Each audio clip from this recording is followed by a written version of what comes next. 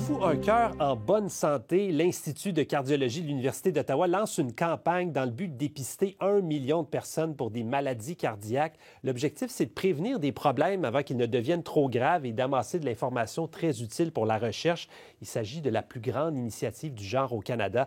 On accueille Karine Proulx, qui est directrice des communications à l'Institut de cardiologie. Bonsoir, Mme Proulx. Merci de l'invitation. Bonsoir. Merci à vous d'être là. Parlez-nous de ce test de dépistage-là. Qu'est-ce que vous faites passer comme examen aux patients? Oui, absolument. Donc, avant de passer des examens, on y va avec des formulaires, des antécédents médicaux. Donc, il y a quelques formulaires à remplir. Ensuite, on s'assure de mesurer le patient. Donc, on va prendre sa taille, sa grandeur. On va faire le tour aussi de sa taille. Puis, on va faire la tension artérielle et une toute petite piqûre sur le bout du doigt pour obtenir le sang, finalement, pour faire des tests sanguins. Et ça vous permet d'obtenir quoi comme renseignement, ces tests-là? Ça va nous permettre de savoir, justement, c'est quoi les facteurs de risque pour le patient. Donc, est-ce qu'il y a des antécédents familiaux, par exemple, de maladies cardiovasculaires? On peut aussi savoir, est-ce qu'il y a un taux élevé de cholestérol, du diabète, des choses comme ça, qu'on sait d'ailleurs que c'est des facteurs de risque pour les maladies cardiovasculaires. Ça nous permet aussi de savoir, est-ce qu'il y a des facteurs qui font en sorte que cette personne-là a plus de risques pour les maladies du cœur de par le fait de son activité physique, sa nutrition ou bien encore le tabagisme, d'autres facteurs comme ça qui sont modifiables. Et là, vous envoyez les résultats par la suite aux gens qui passent le test. Est-ce que des personnes peuvent apprendre qu'ils ont certains problèmes ou certains risques alors qu'on pense être en parfaite santé? Oui, tout à fait. C'est vraiment le but de l'initiative, finalement, c'est de pouvoir donner cette information-là aux gens pour qu'ils puissent ensuite prendre les décisions en fonction de l'information qu'on leur transmet, puis aller chercher aussi l'aide et le support par la suite. Vous avez déjà testé un peu ce modèle-là de clinique mobile. Vous avez dépisté des milliers de personnes déjà. Qu'est-ce que ça vous a permis de recueillir, d'accomplir? Bien, tout d'abord, ça nous a permis de savoir qu'on était capable de faire du dépistage en dehors de nos murs. Comme vous savez, on est à Ottawa. On fait déjà ce genre de test-là à l'intérieur de nos murs. Mais avec la clinique de maladies valvulaires mobile, on a pu vraiment démontrer dans les 2 dernières années qu'on est capable d'aller dans les centres communautaires, on est capable d'aller dans les centres d'achat et faire du dépistage dans la communauté, plus près des gens, rejoindre des gens qui ne viendraient pas nécessairement à l'hôpital, qui ne viendraient pas nécessairement dans nos locaux.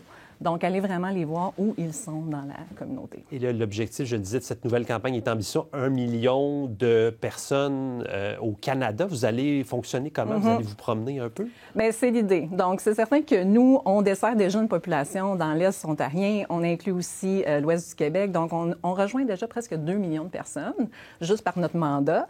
On travaille aussi au Nunavut déjà. On a des cardiologues qui se rendent des fois là-bas. On a des patients du Nunavut qu'on accueille et qu'on traite ici. On a aussi une entente avec Terre-Neuve-Labrador. Donc, on est déjà un petit peu en dehors de la grande région de l'Est ontarien. Donc, on veut continuer dans ce sens-là parce qu'on voit qu'on est bien positionné dans notre rôle de prévention, finalement, puis on peut en faire bénéficier beaucoup plus. Oui, c'est ça. Qu'est-ce qu'on devrait surveiller, justement, en termes de prévention si on n'a pas accès à ce genre de dépistage-là près de chez nous? Bien, je vous dirais que notre site Web, entre autres, regorge d'informations crédibles. C'est si on cherche vraiment, des fois, des sources d'informations, on peut se dire, bon, on est bombardé d'informations maintenant, que ce soit sur les médias sociaux, dans les nouvelles, etc. Donc, si vous voulez aller chercher de l'information, on a plein de ressources. On a des guides aux patients, on a des pages sur la santé cardiaque des femmes également. Les informations sont différentes entre les femmes et les hommes, etc. Puis, dans le cadre de l'initiative 1 million de cœurs, on a aussi une infolettre. Donc, si vous voulez vous inscrire, avoir de l'information, même si on n'est pas capable tout de suite de vous dire exactement où seront les cliniques, vous pouvez déjà consulter l'information sur les facteurs de risque puis en apprendre plus. Et pour prévenir les maladies cardiaques, est-ce que ce genre de dépistage-là devrait être offert à plus grande échelle, vous pensez?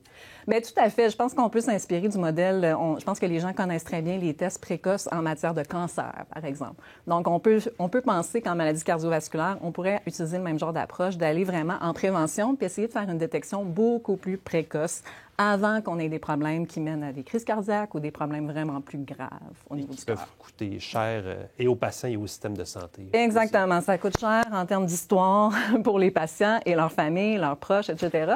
Et ça coûte cher également en termes d'économie pour le secteur de la santé. C'est tout à fait vrai. Alors, ça s'appelle 1 million de cœurs, cette nouvelle campagne. Merci beaucoup d'être venu nous en parler. Ça m'a fait plaisir. Merci encore de l'invitation.